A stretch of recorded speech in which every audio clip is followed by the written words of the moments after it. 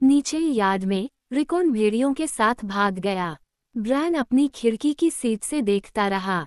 लड़का जहां भी जाता, ग्रे विंड सबसे पहले वहां पहुंचता, उसे रोकने के लिए आगे बढ़ता, जब तक कि रिकन ने उसे नहीं देखा, खुशी से चिल्लाया और दूसरी दिशा में भाग गया।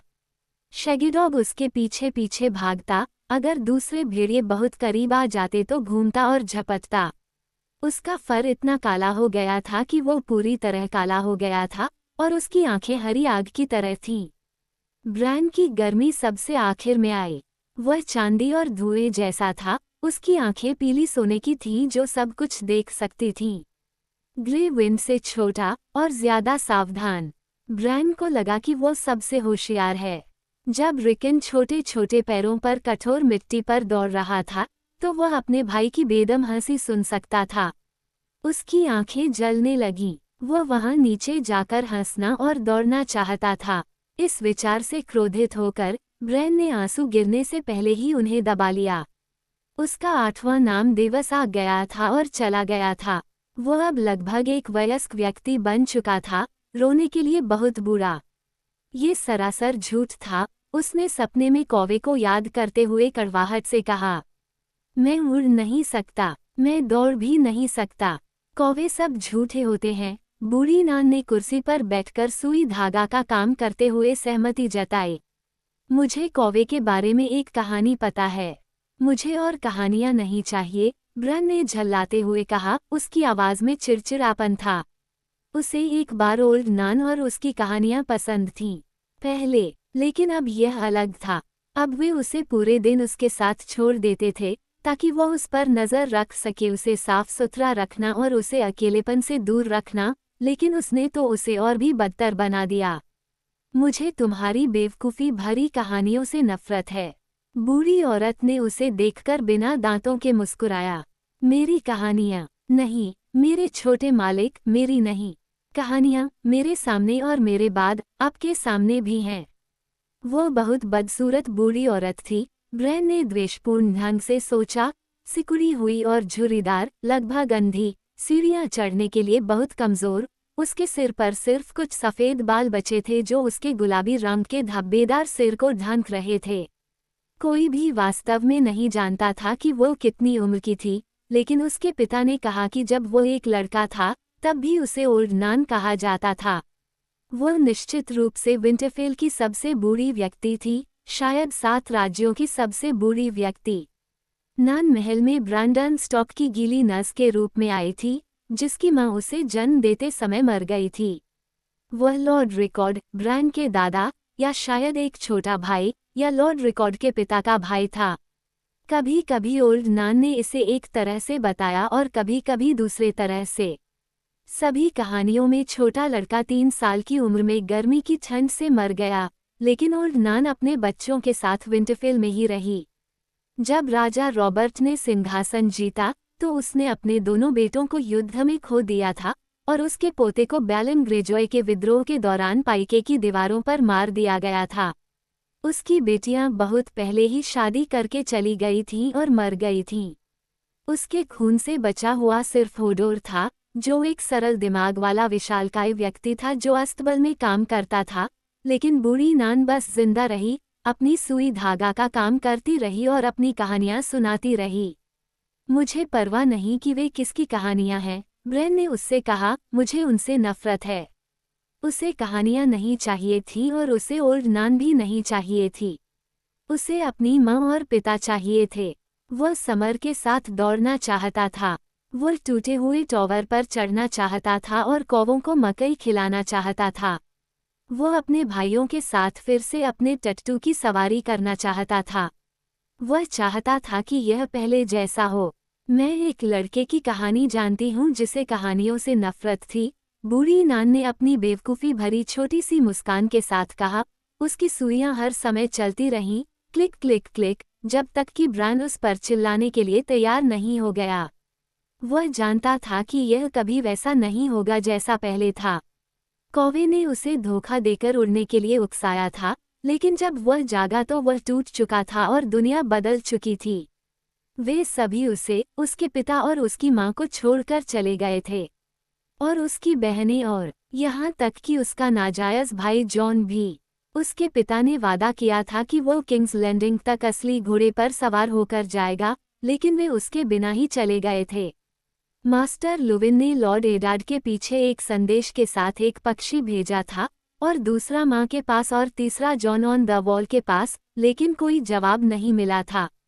मास्टर ने उससे कहा था, अक्सर पक्षी खो जाते हैं बच्चे। यहाँ और किंग्स लैंडिंग के बीच कई मील और कई बाज हैं, संदेश उन तक नहीं पहुँच पाया होगा। फिर भी ब्रान को ऐसा लगा जैसे वे सभी मर गए थे जब वह सो रहा था, या शायद ब्रान मर गया था और वे उसे भूल गए थे। जॉरी और सर रॉड्रिक और वेउनपूल भी चले गए थे, और हुलिन और हार्विन और फैट टॉम और गार्ड का एक चौथाई हिस्सा। केवल रॉब और बेबी रिकन ही यहाँ थे, और रॉब बदल गया था। वह अब रॉब द लॉर्ड था, या बनने की कोशिश कर रहा था। उसने असली तलवार पहनी हुई थी और कभी मुस्कुराया नहीं। उसके दिन गार्ड को प्रशिक्षित करने और अपनी तलवारबाजी का अभ्यास करने में बीतते थे, जिससे यार्ड स्टील की आवाज से गूंज उठता था और ब्रान अपनी खिड़की से उदास होकर देखता था। रात में वह मास्टर लुविन के साथ खुद को बंद कर लेता था, बातें करता था या खाता बही देखता था। कभी कभी वो हॉलिस मोलिन के साथ बाहर निकल जाता था और कई दिनों के लिए चला जाता था, दूर दराज के इलाकों में जाकर। जब भी वह एक दिन से ज्यादा दूर होता, तो रिकन रोता और ब्रान से पूछता कि क्या रॉब कभी वापस आएगा। यहाँ तक कि जब वह विंटरफेल में घर पर होता था, तब भी रॉब द लॉर्ड के पास हॉलिस मोलिन और थियोन ग्रेजॉय के लिए अपने भाइयों से ज्यादा समय लगता था। मैं तुम्हें ब्रैंडन द बिल्डर की कहानी सुना सकती हूँ, ओल्ड नान ने कहा। वो हमेशा से तुम्हारी पसंदीदा रही है। हजारों साल पहले ब्रैंडन द बिल्डर ने विंटरफेल और कुछ लोगों ने दीवार का निर्माण किया था। ब्रैंड को कहानी पता थी, लेकिन ये कभी भी उसकी पसंदीदा नहीं रही। हो सकता है कि दूसरे ब्रैंडन में से किसी को वो कहानी पसंद आई हो। कभी कभी नान उससे ऐसे बात करती जैसे वह उसका ब्रैंडन हो, वह बच्चा जिसे उसने इतने सालों पहले पाला था, और कभी कभी वह उसे उसके चाचा ब्रैंडन के साथ भ्रमित कर देती थी, जिसे ब्रैंड के जन्म से पहले ही पागल राजा ने मार डाला था। वो इतने लंबे समय तक जीवित रही थी। माँ ने उसे एक बार बताया था कि सभी ब्रैंडन स्टॉक उसके दिमाग में एक व्यक्ति बन गए थे। वह मेरा पसंदीदा नहीं है, उसने कहा। मेरे पसंदीदा डरावने थे। उसने बाहर किसी तरह की हलचल सुनी और वापस मुड़ गया। खिड़की। रिकन यार्ड से गेट हाउस की ओर भाग रहा था। भेड़िए उसका पीछा कर रहे थे, लेकिन टावा का मुंह गलत दिशा में था, इसलिए ब्रांड को यह नहीं पता था कि क्या हो रहा है। उसने हताशा में अपनी जांघ पर मुक्का मारा और कुछ महसूस नहीं किया। ओह मेरे प्यारे गर्मियों के बच्चे, बूढ़ी नान ने धीरे से कहा, तुम डर के बारे में क्या जानते हो? डर सर्दियों के लिए है, मेरे छोटे मालिक, जब बर्फ 100 फीट गहरी गिरती है और बर्फीली हवा उत्तर से आती है। डर लंबी रात के लिए है, जब सूरज कई सालों तक अपना चेहरा छिपाए रहता है, और छोटे बच्चे अंधेरे में पैदा होते हैं, जीते हैं और मर जाते हैं, जबकि भयानक भेड़िए दुबले और भूखे हो जाते हैं, और सफ़ेद वॉकर जंगल में घूमते हैं। आपका मतलब अन्य लोगों से है, ब्रेन ने खींचकर कहा। अन्य, बूढ़ी नान ने सहमति जताई। हजारों साल पहले एक ऐसी सर्दी पड़ी जो मनुष्य की याददाश्त से परे ठंडी, कठोर और अंतहीन थी। एक रात आई जो एक पीढ़ी तक चली, और राजा अपने महलों में कांपते और मरते रहे, जबकि सुअर चराने वाले अपनी झोपड़ियों में। महिलाओं ने अपने बच्चों को भूखा मरते देखने के बजाय उनका गला घोंट दिया और रोई और महसूस किया कि उनके आंसू उनके गालों पर जम गए हैं। उसकी आवाज़ और उसकी सुइयां शांत हो गईं, और उसने पीली, फिल्मी आंखों से ब्रान की ओर देखा और पूछा, तो बच्चे, यह ऐसी कहानी है जो तुम्हें पसंद है? ठीक है, ब्रान ने अनिच्छा से कहा। हाँ, केवल। बूढ़ी नान ने सिर हिलाया। उस अंधेरे में दूसरे पहली बार आए थे, उसने कहा, जैसे ही उसकी सुइयां क्लिक क्लिक क्लिक कर रही थीं। वे ठंडी चीजें थीं, मृत चीजें, जो लोहे और आग और सूरज के स्पर्श से नफरत करती थीं, और हर उस प्राणी से जिसकी नसों में गर्म खून था। उन्होंने गढ़ों और शहरों और राज्यों पर कब्जा कर लिया, ढेर सारे नायकों और सेनाओं को मार गिराया, अपने पीले मृत घोड़ों पर सवार होकर और मारे गए लोगों की टोलियों का नेतृत्व करते हुए। मनुष्यों की सभी तलवारें उनकी बढ़त को रोक नहीं सकी, और यहाँ तक कि युवतियों और दूध पीते बच्चों को भी उनमें कोई दया नहीं आई। उन्होंने जमे हुए जंगलों में युवतियों का शिकार किया और अपने मृत नौकरों को मानव बच्चों का मांस खिलाया। उसकी आवाज़ बहुत धीमी हो गई थी, लगभग फुसफुसाहट जैसी, और ब्रायन ने खुद को सुनने के लिए आगे झुकते हुए पाया। ये अंडालों के आने से पहले के दिन थे, और महिलाओं के शहरों से संकीर्ण समुद्र को पार करने से बहुत पहले की बात है। रोयने और उस समय के स्वराज्य प्रथम पुरुषों के राज्य थे, जिन्होंने जंगल के बच्चों से ये भूमि छीन ली थी। फिर भी जंगल की दुर्गम भूमि में बच्चे अभी भी अपने लकड़ी के शहरों और खोखली पहाड़ियों में रहते थे, और पेड़ों पर बैठे चेहरे निगरानी रखते थे। इसलिए जब धरती पर ठंड और मौत छा गई, तो आखिरी नायक ने बच्चों को खोजने का निश्चय किया, इस उम्मीद में कि उनके प्राचीन जादू से वह सब वापस मिल जाएगा जो मनुष्यों की सेनाओं ने खो दिया था। वह तलवार, घोड़े, कुत्ते और एक दर्जन साथियों के साथ मृत भूमि की ओर निकल पड़ा। सालों तक उसने खोज की, जब तक कि वह जंगल के बच्चों को उनके गुप्त शहरों में खोजने की उम्मीद नहीं छोड़ गया। एक एक करके उसके दोस्त मर गए, और उसका घोड़ा, और अंत में उसका कुत्ता भी, और उसकी तलवार इतनी जम गई कि जब उसने इसका इस्तेमाल करने की कोशिश की तो ब्लेड टूट गया। और दूसरों ने उसके अंदर गर्म खून की गंध महसूस की, और उसके पीछे चुपचाप आ गए, कुत्तों की तरह बड़े पीले सफ़ेद मकड़ियों के झुंड के साथ उसका पीछा करते हुए। दरवाज़ा जोर से खुला और अचानक डर के मारे ब्रायन का दिल उछलकर मुंह में आ गया, लेकिन वहां सिर्फ मास्टर लुविन था। उसके पीछे सीढ़ियों पर होडोर मंडरा रहा था। होडोर, अस्तबल के लड़के ने घोषणा की, जैसा कि उसका रिवाज था, और उन सभी की तरफ बड़ी मुस्कान के साथ मुस्कुराया। मास्टर लुविन मुस्कुरा नहीं रहे थे। हमारे पास आगंतुक हैं, उन्होंने घोषणा की, और आपकी उपस्थिति आवश्यक है, ब्रायन। मैं अभी एक कहानी सुन रहा हूँ, ब्रायन ने शिकायत की। कहानियाँ आपका इंतजार करती हैं, मेरे छोटे मालिक, और जब आप उनके पास वापस आते हैं, तो वे वहाँ होती हैं, ओल्ड नान ने कहा। आगंतुक इतने धैर्यवान नहीं होते, और अक्सर वे अपनी खुद की कहानियाँ लेकर आते हैं। ये कौन है? ब्रायन ने मास्टर लुविन से पूछा। टायरियन लेनिस्टर और नाइट वॉच के कुछ लोगों को आपके भाई जॉन से संदेश मिला है। रॉब अभी उनसे मिल रहा है। होडोर, क्या आप ब्रायन को हॉल तक ले जाने में मदद करेंगे? होडोर ने खुशी खुशी सहमति जताई। वह अपने बड़े झबरा सिर को दरवाजे के नीचे ले जाने के लिए झुका। होडोर की लंबाई करीब 7 फीट थी। यह विश्वास करना मुश्किल था कि वह ओल्ड नान के खून का ही था। ब्रायन को आश्चर्य हुआ कि क्या वह बूढ़ा होने पर अपनी परदादी की तरह छोटा हो जाएगा। ऐसा लगता नहीं था कि होडोर 1000 साल तक भी जीवित रहे। होडोर ने ब्रायन को इतनी आसानी से उठा लिया मानो वह घास का गट्ठा हो, और उसे अपनी बड़ी छाती से लगा लिया। उससे हमेशा घोड़ों की हल्की गंध आती थी, लेकिन ये कोई बुरी गंध नहीं थी। उसकी भुजाएं मांसपेशियों से मोटी थीं और भूरे बालों से उलझी हुई थीं। होडोर, उसने फिर कहा। थियोन ग्रेजॉय ने एक बार टिप्पणी की थी कि होडोर को ज्यादा कुछ नहीं पता, लेकिन कोई भी इस बात पर संदेह नहीं कर सकता था कि वह अपना नाम जानता था। जब ब्रायन ने उसे यह बताया तो बूढ़ी नान मुर्गी की तरह चहक उठी थी, और कबूल किया कि होडोर का असली नाम वाल्डा था। उसने कहा कि कोई नहीं जानता था कि होडोर कहाँ से आया है, लेकिन जब उसने इसे कहना शुरू किया तो लोग उसे इसी नाम से पुकारने लगे। यह एकमात्र शब्द था जो उसके पास था। उन्होंने बूढ़ी नान को उसकी सुइयों और उसकी यादों के साथ टावर रूम में छोड़ दिया। होडोर ने बिना किसी धुन के गुनगुनाया और ब्रायन को सीढ़ियों से नीचे और गैलरी से ले गया।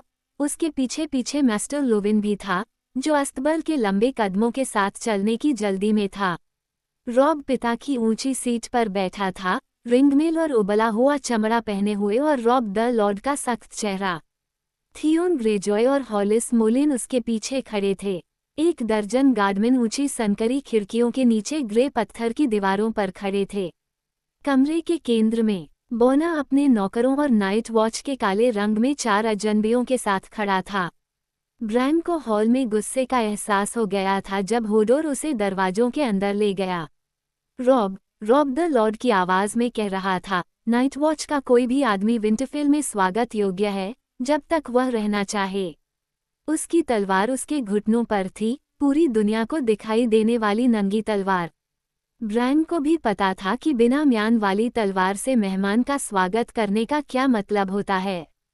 रात की निगरानी करने वाला कोई भी आदमी, बॉने ने दोहराया, लेकिन मैं नहीं, क्या मैं तुम्हारा मतलब समझ रहा हूँ, बेटा? रॉब खड़ा हुआ और अपनी तलवार से उस छोटे आदमी की ओर इशारा किया। जब तक मेरे माता पिता दूर हैं, मैं यहाँ का राजा हूँ, लैनिस्टर। मैं तुम्हारा बेटा नहीं हूँ। अगर तुम एक राजा हो, तो तुम एक राजा की तरह शिष्टाचार सीख सकते हो, छोटे आदमी ने अपने चेहरे पर तलवार की नोक को अनदेखा करते हुए जवाब दिया।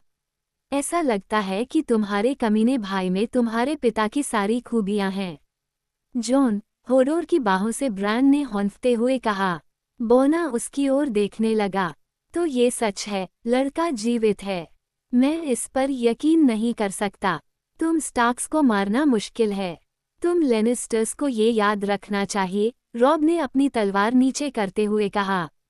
होडोर, मेरे भाई को यहाँ लाओ।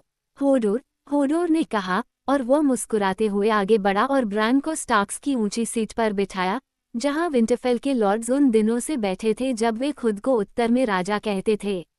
सीट ठंडे पत्थर की थी, जो अनगिनत नितंबों से चिकनी हो गई थी। डायरवुल्फ के नक्काशीदार सिर इसकी विशाल भुजाओं के सिरों पर झपट्टा मार रहे थे। ब्रैन ने बैठते ही उन्हें पकड़ लिया, उसके बेकार पैर लटक रहे थे। बड़ी सीट ने उसे आधा बच्चा होने का एहसास कराया। रॉब ने उसके कंधे पर हाथ रखा। तुमने कहा था कि तुम्हारा ब्रैन के साथ काम है। खैर, वह यहाँ है, लैनिस्टर।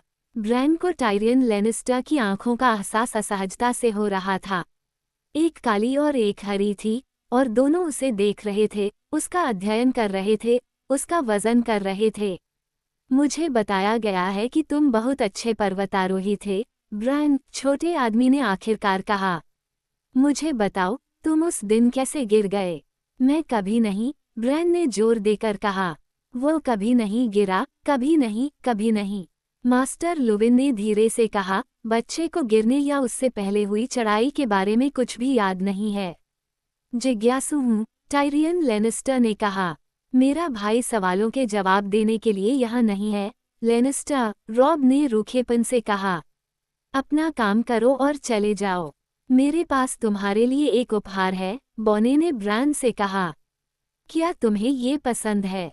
सवारी करो, लड़का। मास्टर लुविन आगे आए। महाराज, बच्चे ने अपने पैरों का इस्तेमाल करना बंद कर दिया है। वह घोड़े पर नहीं बैठ सकता। बकवास है, लैनिस्टर ने कहा। सही घोड़े और सही काठी के साथ एक अपंग भी सवारी कर सकता है। ये शब्द ब्रैन के दिल में चाकू की तरह चुभ गया। उसे लगा कि उसकी आंखों में अनायास ही आंसू आ गए। मैं अपंग नहीं हूँ, तो मैं बौना नहीं हूँ, बौने ने अपना मुंह टेढ़ा करके कहा। मेरे पिता ये सुनकर खुश होंगे। ग्रेजॉय हंसा। आप किस प्रकार का घोड़ा और काठी सुझा रहे हैं? मास्टर लुविन ने पूछा। एक स्मार्ट घोड़ा, लैनिस्टर ने जवाब दिया। लड़का अपने पैरों का इस्तेमाल करके जानवर को नियंत्रित नहीं कर सकता, इसलिए आपको घोड़े को सवार के हिसाब से ढालना होगा, उसे लगाम और आवाज के प्रति प्रतिक्रिया करना सिखाओ। मैं 1 साल के अखंड घोड़े से शुरुआत करूंगा, जिसमें कोई पुरानी ट्रेनिंग भूलने की जरूरत नहीं है। उसने अपनी बेल्ट से एक लुढ़का हुआ कागज निकाला। इसे अपने काठी बनाने वाले को दे दो, वह बाकी का इंतजाम कर देगा। मास्टर लुविन ने बौने के हाथ से कागज लिया, एक छोटी सी ग्रे गिलहरी की तरह उत्सुकता से।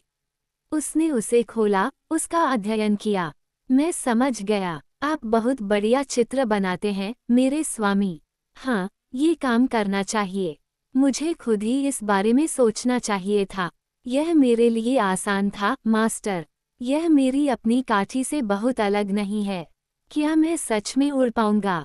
ब्रैन ने पूछा। वो उन पर विश्वास करना चाहता था, लेकिन वह डर रहा था।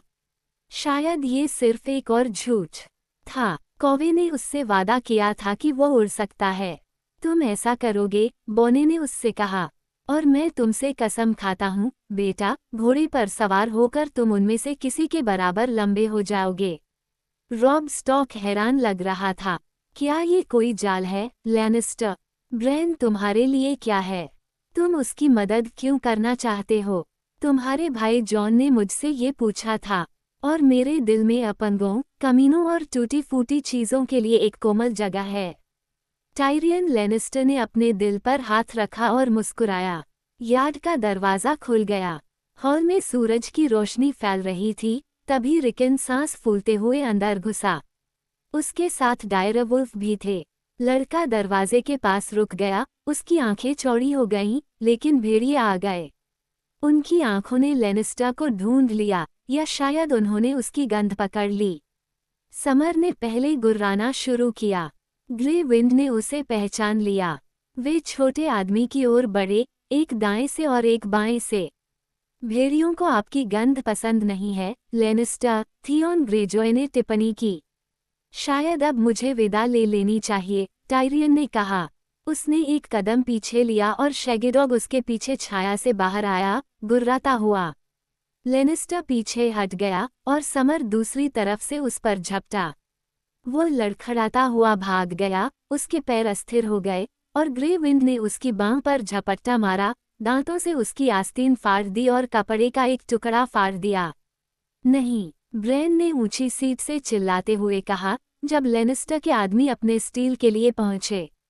गर्मी, यहाँ, गर्मी, मेरे लिए। डायरवुल्फ ने आवाज सुनी, ब्रैन की ओर देखा, और फिर लैनिस्टर की ओर।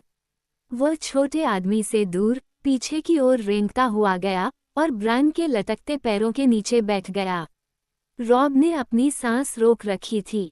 उसने एक आह के साथ सांस छोड़ी और पुकारा, ग्रे विंड। उसका डायरवुल्फ तेजी से और चुपचाप उसके पास आया। अब वहां सिर्फ शैगी कुत्ता था, जो छोटे आदमी पर बड़बड़ा रहा था। उसकी आंखें हरी आग की तरह जल रही थीं। रिकॉन, उसे बुलाओ, ब्रैन ने अपने छोटे भाई से चिल्लाकर कहा, और रिकन को खुद की याद आई और वह चिल्लाया, घर, शैगी, अब घर। काले भेड़िए ने लैनिस्टर को एक आखिरी बार गुर्राहट दी और रिकन की ओर दौड़ा, जिसने उसे गर्दन के चारों ओर कसकर जकड़ लिया। टायरियन लैनिस्टर ने अपना दुपट्टा खोला, माथे पर हाथ फेरा और सपाट आवाज में कहा, कितना दिलचस्प है। क्या आप ठीक हैं, मेरे स्वामी? उसके एक आदमी ने तलवार हाथ में लेकर पूछा। बोलते समय उसने घबराई हुई निगाह से डायरवुल्फ्स की ओर देखा। मेरी आस्तीन फट गई है और मेरी पतलून बेवजह गीली हो गई है, लेकिन मेरी गरिमा को छोड़कर किसी को कोई नुकसान नहीं पहुंचा है। रॉब भी सहमा हुआ लग रहा था। भेड़ियों, मुझे नहीं पता कि उन्होंने ऐसा क्यों किया। इसमें कोई शक नहीं कि उन्होंने मुझे डिनर समझ लिया। लैनिस्टर ने ब्रैन के सामने झुककर कहा, मैं उन्हें वापस बुलाने के लिए आपका शुक्रिया अदा करता हूँ, युवा सर। मैं आपसे वादा करता हूँ, वे मुझे बिल्कुल भी पचा नहीं पाते। और अब मैं सचमुच यहाँ से जा रहा हूँ। एक क्षण, मेरे प्रभु, मास्टर लुविन ने कहा। वो रॉब के पास गया और वे एक दूसरे के करीब आकर फुसफुसाने लगे। ब्रैन ने सुनने की कोशिश की कि वे क्या कह रहे थे, लेकिन उनकी आवाज़ बहुत धीमी थी। रॉब स्टॉक ने आखिरकार अपनी तलवार म्यान में रख ली। हो सकता है कि मैंने तुम्हारे साथ जल्दबाजी की हो, उसने कहा। तुमने ब्रैन के साथ अच्छा व्यवहार किया है, और ठीक है। रॉब ने खुद को संभालते हुए एक प्रयास किया। अगर तुम चाहो तो विंटरफेल की मेहमाननवाजी तुम्हारी है, लैनिस्टर।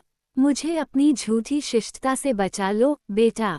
तुम मुझसे प्यार नहीं करते और तुम मुझे यहाँ नहीं चाहते।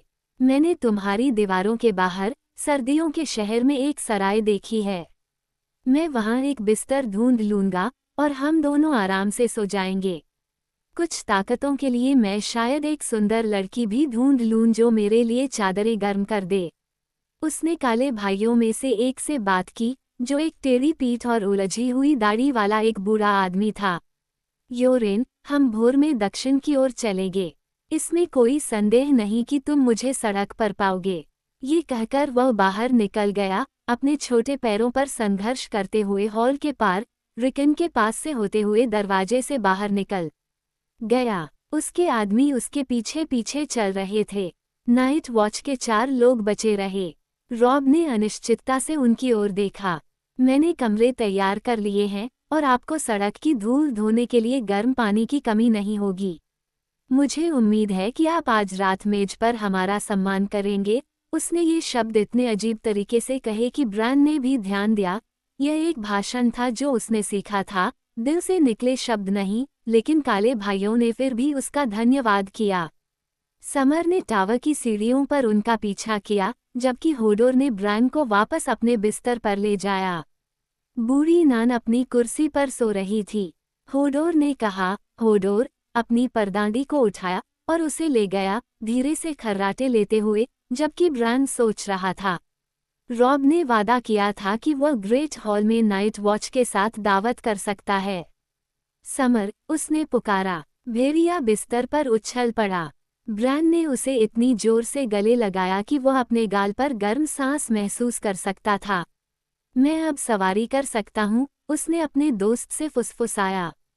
हम जल्द ही जंगल में शिकार करने जा सकते हैं, रुको और देखो। कुछ समय बाद वह सो गया। अपने सपने में वह फिर से चढ़ रहा था, खुद को एक पुरानी खिड़की रहित मीनार पर खींच रहा था। उसकी उंगलियां काले पत्थरों के बीच खुद को मजबूर कर रही थीं, उसके पैर पकड़ के लिए संघर्ष कर रहे थे। वह और ऊपर चढ़ता गया, बादलों के बीच से और रात के आसमान में, और फिर भी मीनार उसके सामने खड़ी थी। जब वह नीचे देखने के लिए रुका, तो उसका सिर चक्कर खा गया और उसे लगा कि उसकी उंगलियां फिसल रही हैं। ब्रायन चिल्लाया और जान बचाने के लिए लिपट गया। धरती उसके नीचे 1000 मील दूर थी और वह उड़ नहीं सकता था। वह उड़ नहीं सकता था। उसने तब तक इंतजार किया जब तक उसका दिल धड़कना बंद नहीं हो गया, जब तक वह सांस नहीं ले पाया, और उसने फिर से चढ़ना शुरू कर दिया। ऊपर जाने के अलावा कोई रास्ता नहीं था। उसके ऊपर, एक विशाल पीले चांद के सामने, उसे लगा कि वो गॉगल्स की आकृतियां देख सकता है। उसकी भुजाएं दुख रही थीं और दर्द कर रही थीं, लेकिन उसने आराम करने की हिम्मत नहीं की। उसने खुद को तेजी से चढ़ने के लिए मजबूर किया। गॉगल्स ने उसे चढ़ते हुए देखा। उनकी आंखें अंगीठी में गर्म अंगारों की तरह लाल चमक रही थीं। शायद कभी वे शेर रहे हों, लेकिन अब वे टेढ़े और विचित्र थे। ब्रायन उन्हें एक दूसरे से धीमी पत्थर जैसी आवाज में फुसफुसाते हुए सुन सकता था, जो सुनने में भयानक थी। उसे नहीं सुनना चाहिए, उसने खुद से कहा, उसे नहीं सुनना चाहिए। जब तक वह उन्हें नहीं सुनता वह सुरक्षित है। लेकिन जब जब गॉगल्स ने खुद को पत्थर से अलग किया और टावर के उस तरफ चले गए जहां ब्रायन चिपका हुआ था, तो उसे पता था कि वह सुरक्षित नहीं था। मैंने नहीं सुना, वह रोया जब वे और करीब आ गए। मैंने नहीं सुना, मैंने नहीं सुना। वह अंधेरे में खोया हुआ, हौंफता हुआ उठा और उसने अपने ऊपर एक विशाल छाया को मंडराते हुए देखा। मैंने नहीं सुना, वह डर से कांपते हुए फुसफुसाया, लेकिन फिर छाया ने कहा, होडोर, और बिस्तर के पास मोमबत्ती जलाई, और ब्रायन ने राहत की सांस ली। होडोर ने उसके पसीने को गर्म, नम कपड़े से धोया और उसे चतुराई और कोमल हाथों से कपड़े पहनाए। जब समय हुआ, तो वह उसे ग्रेट हॉल में ले गया, जहां आग के पास एक लंबी ट्रस्टल टेबल रखी गई थी। मेज के सिर पर लॉर्ड की सीट खाली छोड़ दी गई थी, लेकिन रॉब उसके दाईं ओर बैठा था, उसके सामने ब्रायन था। उन्होंने उस रात सुअर का बच्चा, कबूतर की पाए और मक्खन में भिगोए हुए शलजम खाए, और बाद में रसोई ने मधुकोश देने का वादा किया था। समर ने ब्रायन के हाथ से टेबल के टुकड़े छीन लिए, जबकि ग्रे विंड और शैगीडॉग कोने में एक हड्डी के लिए लड़ रहे थे। विंटरफेल के कुत्ते अब हॉल के पास नहीं आएंगे, ब्रायन ने पाया था। पहले तो यह अजीब लगा, लेकिन धीरे धीरे उसे इसकी आदत हो गई। योरेन काले भाइयों में वरिष्ठ था, इसलिए प्रबंधक ने उसे रॉब और मास्टर लुविन के बीच बैठा दिया था। बूढ़े आदमी की गंध खट्टी थी, मानो उसने बहुत दिनों से नहाया ही न हो। उसने अपने दांतों से मांस को चीर दिया, हड्डियों से मज्जा चूसने के लिए पसलियों को तोड़ दिया, और जॉन स्नो का जिक्र आते ही कंधे उचका दिए। सर एलिस का अभिशाप, उसने बड़बड़ाते हुए कहा, और उसके दो साथी हंसे जिसे ब्रायन समझ नहीं पाया। लेकिन जब रॉब ने उनके चाचा बेंजेन के बारे में पूछा, तो काले भाई खौफनाक ढंग से चुप हो गए। यह क्या है? ब्रायन ने पूछा। योरेन ने अपनी उंगलियां अपनी बनियान पर पोंछीं। यह एक कठिन खबर है, महामहिम, और आपको आपके मांस और मधु के लिए भुगतान करने का एक क्रूर तरीका है, लेकिन सवाल पूछने वाले व्यक्ति को जवाब देना होगा। स्टॉक चला गया है। दूसरे लोगों में से एक ने कहा, बूढ़े भालू ने उसे बाहर भेजा था ताकि वह किसी की तलाश कर सके। वेमा रॉयस, और उसे लौटने में देर हो रही है, महाराज। बहुत लंबा समय हो गया, योरेन ने कहा। ऐसा लगता है कि वह मर चुका है। मेरे चाचा मरे नहीं हैं, रॉब स्टॉक ने ऊंची आवाज में कहा, उसके स्वर में गुस्सा था। वह बेंच से उठा और अपनी तलवार की मूठ पर हाथ रखा।